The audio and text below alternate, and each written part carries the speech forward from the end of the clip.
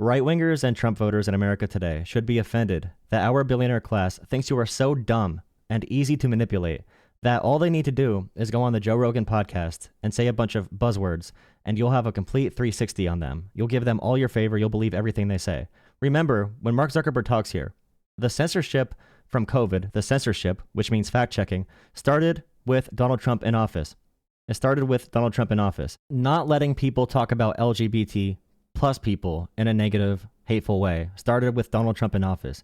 Not letting people be racist and say slurs online started with Donald Trump in office. It was maintained all throughout his presidency. And think about this one as well. Mark Zuckerberg made the decision to ban Donald Trump during Donald Trump's presidency. He banned Donald Trump during his own presidency after January 6th to stop violence from happening, to stop Trump from inciting violence, in Zuckerberg's own words. Now Zuckerberg is blaming the Biden administration for those policies. So just remember that when you hear Zuckerberg lie here about everything, they think you're stupid.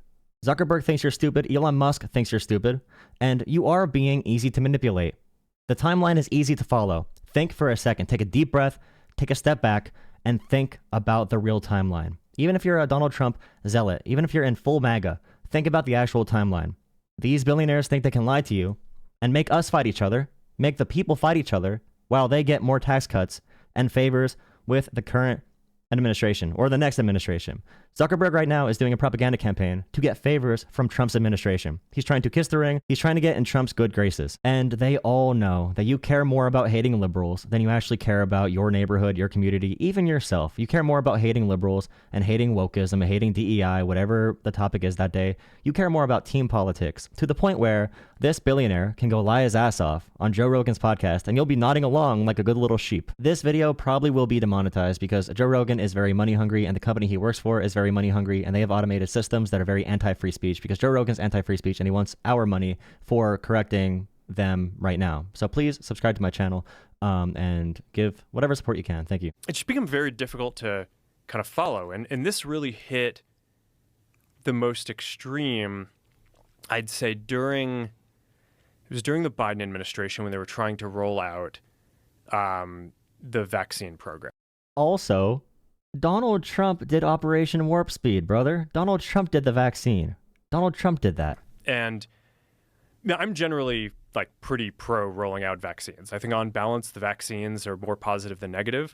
But I think that while they're trying to push that program, they also tried to censor anyone who is basically arguing against it. And they pushed us super hard to take down things that were honestly were true, right? I mean, they basically pushed us and said, you know, anything that says that vaccines might have side effects, you basically need to take down. And so remember the timeline, but also the post that they wanted to take down were posts that said, for example, and he's going to lie again here, but the post would say anyone who gets the vaccine is going to die by 2025, and it would go viral. And people would truly believe the vaccine is dangerous as a result. And Zuckerberg here is talking to Joe Rogan, who thinks the polio vaccine is dangerous. One of the greatest inventions in human history. Joe Rogan believes the polio vaccine is dangerous. So it's an easy audience there as well, because Joe Rogan is also easy to manipulate because you don't protect yourselves with information. You don't stop to critically think. I was just like, well, we're not going to do that. Like, we're clearly not going to do that. I mean, that is kind of inarguably true. Who is they? Who's telling you to take down things? That it was.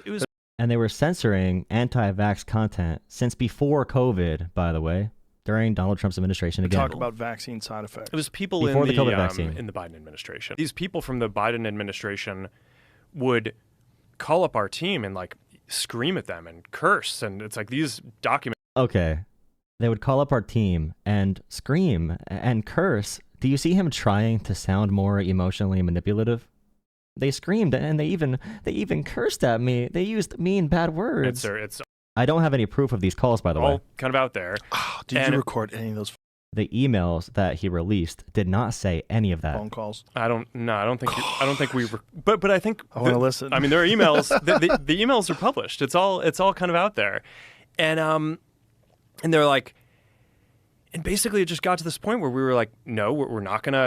There were recommendations on, like I said, extreme disinformation. There was no forced coercion on anything. He is lying there again. You can look up the emails yourself. We're not going to take down things that are true. That's ridiculous. They want us to take down this meme of Leonardo DiCaprio looking at a TV talking about how 10 years from now or something, you're going to see an ad that says, okay, if you took a COVID vaccine, you're eligible for, for this kind of payment, like this sort of like class action lawsuit type meme. And they're like, no, you have to take that down. And we just said, no, we're not going to take down humor and satire. We're not going to take down things that are true.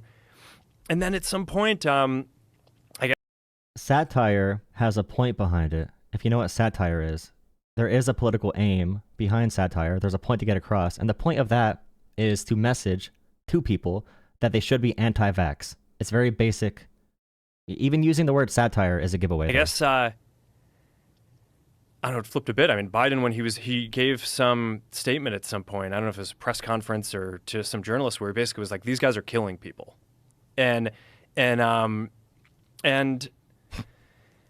don't know, then like all these different agencies and branches of government basically. There's conflicts and not civil wars, but internal conflicts in countries that spark largely because of disinformation shared on Facebook. They have actual long, detailed reports on this in government, but everyone's going to watch these 1-minute clips and Joe Rogan's going to laugh because he looks up nothing. He researches nothing. He has no opinions based on any fact at all. He goes off of 10-second statements from his favorite podcast buddies because it's not a really serious opinion. They don't care about going into the details of any of this, because if they go into the details, if we fact check, then they are always proven wrong. That's why they don't like stats.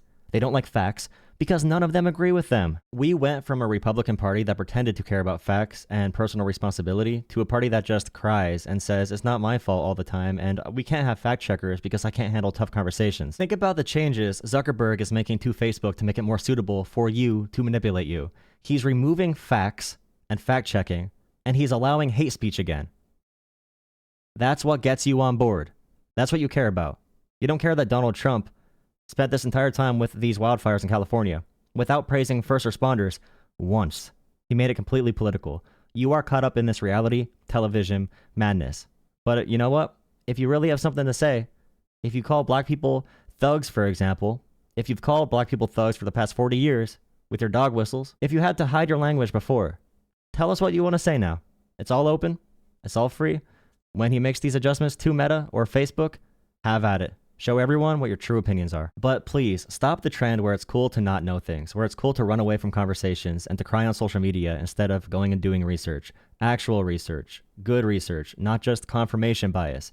Stop saying it's cool when Donald Trump cries and says, the world is so unfair to me. It's always so unfair to me.